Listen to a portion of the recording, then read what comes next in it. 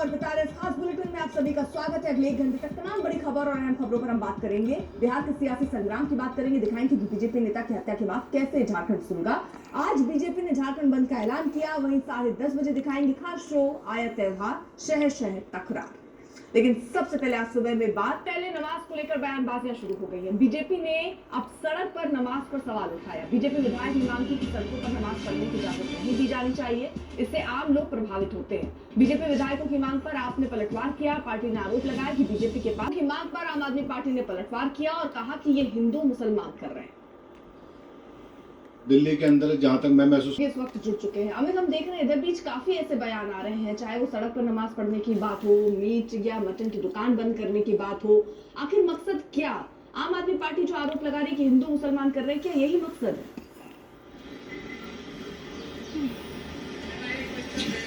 बिल्कुल। देखिए, इस वक्त नेहा, दिल्ली में एक नई तरह की राजनीति की शुरू में भी हिंदू मुसलमान पर सियासत जारी। अब यूपी के मंत्री कपिल देव अग्रवाल ने बयान दिया कि नवरात्रि के दौरान सभी दुकानें बंद करो। यादव ने यूपी सरकार पर निशाना साधा और कहा कि नवरात्रि के समय बीजेपी यूपी में शराब की योजना लेकर आई है।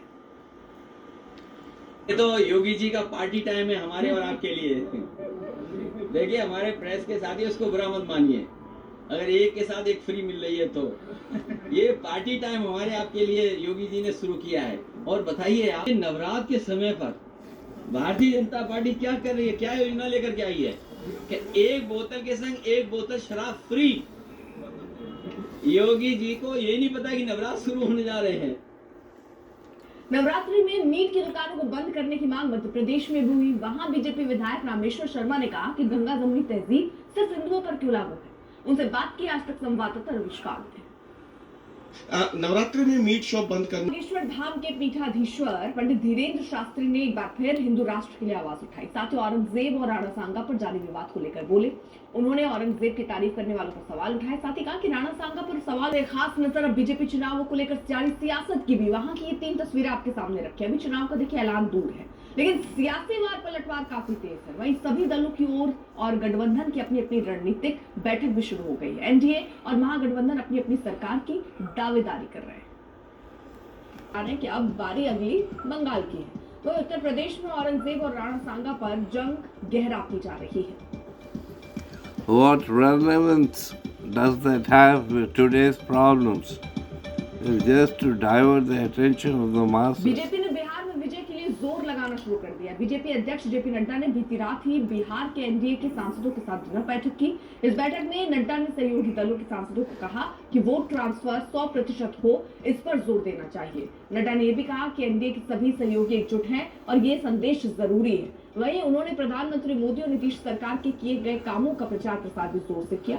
बीजेपी अध्यक्ष की बैठक के बीच एक और खबर है कि गृह मंत्री हमारे सहयोगी इस वक्त जुड़ चुके हैं, दिल्ली में मौजूद है। हिमांशु, देखिए जिस तरह से अब पूरा फोकस बिहार में है, क्योंकि चुनाव सामने बिहार में है, जिस तरह के मंत्र नड्डा की तरफ से यहाँ पर दिए गए, 100% वोट ट्रांसफर हो, एनडीए में एकजुटता का संदेश जरूर लोगों तक पहुंचे, प्रधानमंत्री मोदी के काम का प्रसार प्रसार हो, सीएम नीतीश के काम का प्रसार प्रसार हो, ये क्या दर्शाता है? वोट ट्रांसफर 100%, एकजुटता की बात, और जो काम है वो भी लोगों तक पता करे। देखिए, बिल्कुल बीजेपी इस बात को भली भांति जानती है कि एनडीए एकजुट दिखना चाहिए और उन एनडीए के जो सहयोगी दल हैं उनका जो वोट बैंक है वो 100%, अगर मान लीजिए दूसरी सीट पर कोई भारतीय जनता पार्टी का कैंडिडेट है या अन्य उनके सहयोगी दल का कैंडिडेट है तो उनका वोट ट्रांसफर पूरा होना चाहिए, तभी जो है जीत हो पाएगी। क्योंकि बिहार का इलेक्शन बहुत आसान नहीं है भारतीय जनता पार्टी और एनडीए के लिए। 2020 का चुनाव अगर आप देखेंगे तो एनडीए को जो है वो 126 सीटें मिली थी और दूसरी तरफ जो है महागठबंधन को 115 सीटें मिली थी। तो डिफरेंस सीटों पर जो है वो बहुत ज्यादा नहीं था और इस समान, और इसलिए समय समय पर इस तरीके की बैठकें होती हैं। कल जेपी नड्डा ने मुलाकात की डिनर पे, उन्होंने कहा कि प्रधानमंत्री नरेंद्र मोदी ने जो बिहार के लिए काम किए हैं, जो नीतीश कुमार की सरकार ने काम किए हैं, उसका प्रचार प्रसार आपको करना होगा। ये भी तय करना होगा कि कौन सी सीट पर कौन सी पार्टी लड़ेगी। ये अगर पार्टी की तरफ से कहा जाता है कि इस सीट पर हमारा उम्मीदवार होना चाहिए तो उसके पीछे तर्क क्या है, उनके उम्मीदवार की विनिबिलिटी क्या है, ये सब चीजें तय होने के बाद ही जो है सीटों पर बंटवारा हो पाएगा। ये तमाम इस तरीके के कुछ ऐसे इश्यूज हैं जिनको लेकर भारतीय जनता पार्टी पूरी तरीके से सजग है और भारतीय जनता पार्टी को इस बात का इल्म है कि ये चुनाव बहुत आसान नहीं है। 2024 के नतीजे जो आए उसमें भारतीय जनता पार्टी और एनडीए को उतनी सीटें नहीं मिली हैं बिहार में। हाँ, ये बात सही है कि 30 सीटें से कम मिली, लेकिन उम्मीद उनको 35 की थी, वो नहीं हो पाया क्योंकि उनके साथ उपेंद्र कुशवाहा भी थे, जितिन राम मांझी, चिराग पासवान जो 2020 में एनडीए छोड़कर चले गए थे, उन्होंने अलग से चुनाव लड़ा, जेडीयू साथ था। उसके बाद अगर इन समीकरणों में देखें तो 2019 में भारतीय जनता पार्टी को 39 सीटें मिली थी। तो ये भारतीय जनता पार्टी इस चीज को भली भांति जानती है, इसलिए गृह मंत्री अमित शाह 29 और 30 तारीख को जाने वहां एनडीए के सहयोगी दलों के साथ जो है उनकी बैठकें होंगी। और उसके बाद प्रधानमंत्री नरेंद्र मोदी खुद 24 अप्रैल को मधुबनी जा रहे हैं, इससे पहले वो भागलपुर गए थे। तो लगातार इस तरीके के गृह मंत्री के और प्रधानमंत्री नरेंद्र मोदी के कार्यक्रम आने वाले दिनों में आपको बिहार के अंदर नजर आएंगे, क्योंकि एक तरीके का माहौल भारतीय जनता पार्टी ठीक है, और ये चुनाव से रणनीति पहले ही देखिए बीजेपी की नजर भी आती है और इसी रणनीति का एक हिस्सा है बिहार में आज बीजेपी का सौगाते मोदी कार्यक्रम। पटना के अलग अलग इलाकों में बीजेपी सौगाते मोदी का किट बांटने वाली है।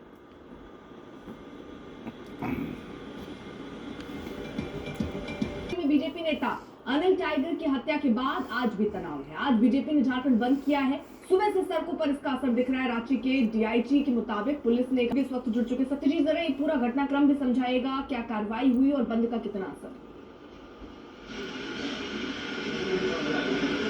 देखिए बिल्कुल ये जो है बीजेपी छोटे से ब्रेक का है, आप देखते रहिए आज तक। presented by Patanjali.